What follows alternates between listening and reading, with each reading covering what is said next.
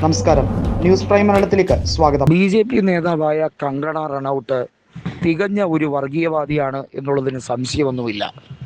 അവർ പണ്ട് കർഷകർ സമരം ചെയ്യുമ്പോൾ അവർ ആന്തോളൻ ജീവികൾ തന്നെയെന്ന് പറഞ്ഞ് അർണബ് ഗോസ്വാമിക്ക് വേണ്ടി വാദിക്കുകയും ഗോദി മീഡിയകളെ പ്രശംസിക്കുകയും വാനോളം പുകഴ്ത്തുകയും ചെയ്യുകയാണ്. ഇപ്പോഴിത് അവർ വീണ്ടും പറയുന്നു ഇന്ത്യക്ക് സ്വാതന്ത്ര്യം ലഭിച്ചത് 2014 എന്ന്.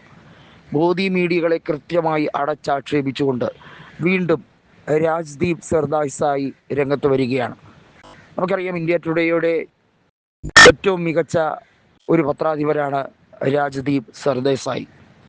അദ്ദേഹം 2014 ഇലക്ഷൻ ഇന്ത്യയെ എങ്ങനെ മാറ്റിമറിച്ചു എന്ന പുസ്തകം ഉൾപ്പെടെ രചിച്ച് അതിനകത്ത് നരേന്ദ്രമോദിയുടെ ഡിവിഷണൽ പൊളിറ്റിക്സ്, അതായത് വർഗീയ ധ്രുവീകരണം എങ്ങനെയൊക്കെയാണ്, കമ്മ്യൂണൽ പോളറൈസേഷൻ ഏതൊക്കെ രീതിയിലാണ് ഈ രാജ്യത്തെ വിഭജിച്ചു കൊണ്ടിരിക്കുന്നത് എന്നത് പറഞ്ഞതാണ്.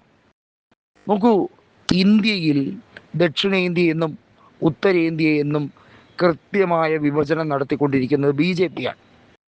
ദക്ഷിണേന്ത്യൻ സംസ്ഥാനങ്ങളോട് കാണിക്കുന്ന അനീതി തന്നെയാണ് അതിന് കാരണം. ആ അനീതി ചൂണ്ടിക്കാണിക്കുമ്പോൾ BJP വലിയ വായിൽ വർത്തമാനം പറയുകയാണ്, ഇവിടെ 2 ഇന്ത്യയില്ല, ഇവിടെ ഒരൊറ്റ ഇന്ത്യയേ ഉള്ളൂ, ആ രീതിയിൽ മാത്രം കണ്ടാൽ മതി, ഒരു രീതിയിലുള്ള വേറിട്ട രീതിയിലുള്ള അനുഭവം വേണ്ട. പക്ഷേ യാഥാർത്ഥ്യം എന്താണ്? ദക്ഷിണേന്ത്യ എന്നും ഉത്തരേന്ത്യ എന്നും വിഭജനം അടിസ്ഥാനപ്പെടുത്തിയാക്കുന്നത് സെൻസസ് പരമായിട്ടുള്ള ആശങ്കകൾ തന്നെയാണ്.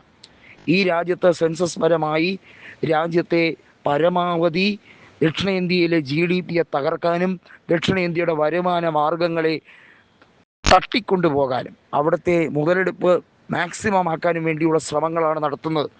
ദക്ഷിണേന്ത്യൻ സംസ്ഥാനങ്ങളിൽ വലിയ തോതിലുള്ള പെർ ക്യാപിറ്റ ഇൻകമാണ്.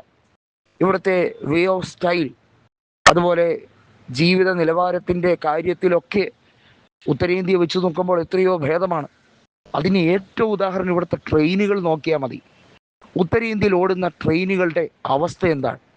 എത്ര പുതുമയുള്ള ട്രെയിനായിരുന്നാലും ഒരു മാസം കഴിഞ്ഞാൽ ആ ട്രെയിനിൻ്റെ ദുരവസ്ഥയൊന്ന് ആലോചിച്ച് നോക്കൂ.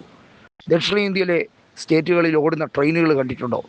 LHB കോച്ചുകൾ അല്ലെങ്കിൽ പോലും എന്ത് ഭംഗിയാണ് കാണാൻ. അതിൻ്റെയൊക്കെ ശൗചാലയം തന്നെ പരിശോധിച്ച് നോക്കൂ. എന്ത് വൃത്തിയും വെടുപ്പോടെയാണ് ദക്ഷിണേന്ത്യൻ സംസ്ഥാനങ്ങൾ അതിലൂടെ കടന്നു പോകുന്ന ട്രെയിനുകൾ കൃത്യമായി നോക്കിയാൽ മനസ്സിലാക്കാൻ കഴിയുന്നത്. അതേസമയം ദക്ഷിണേന്ത്യ വിട്ട് ഉത്തരേന്ത്യയിലേക്ക് ഓടുന്ന ട്രെയിനുകൾ നോക്കൂ. വേണ്ട, ഉത്തരേന്ത്യൻ സംസ്ഥാനങ്ങളിൽ മാത്രമായി ഓടുന്ന ട്രെയിനുകളുടെ ഗതിവിഗതികൾ നോക്കൂ. ഇത് മനസ്സിലാക്കുന്നൊരു കാര്യമുണ്ട്, ഇത് മനസ്സിലാക്കി തരുന്നൊരു കാര്യമുണ്ട്. ഇന്ത്യയിൽ ദക്ഷിണേന്ത്യക്കാർക്ക് ഉത്തരേന്ത്യക്കാരെ അംഗീകരിക്കാൻ പോലും കഴിയാത്ത രീതിയിലുള്ള ജീവിതശൈലിയും ജീവിത നിലവാരവും ആക്കി തീർത്തതാര്? BJPയുടെ ഈ ഡിവിഷണൽ പൊളിറ്റിക്സ് ആ രീതിയിൽ തന്നെ വർത്തമാനത്തിലും അവരുടെ അവരുടെ ഡെയിലി ലൈഫ് സ്റ്റൈലിലും കൊണ്ടുവന്നതാര്? എന്നിട്ട് നരേന്ദ്രമോദി കോൺഗ്രസിനെയും കോൺഗ്രസ് 50 കൊല്ലം ഭരിച്ചതുകൊണ്ടാണ് ഈ അവസ്ഥ സൃഷ്ടിക്കപ്പെട്ടതെന്നും പറഞ്ഞ് കുറ്റപ്പെടുത്തുന്നു. ഒരിക്കലുമല്ല.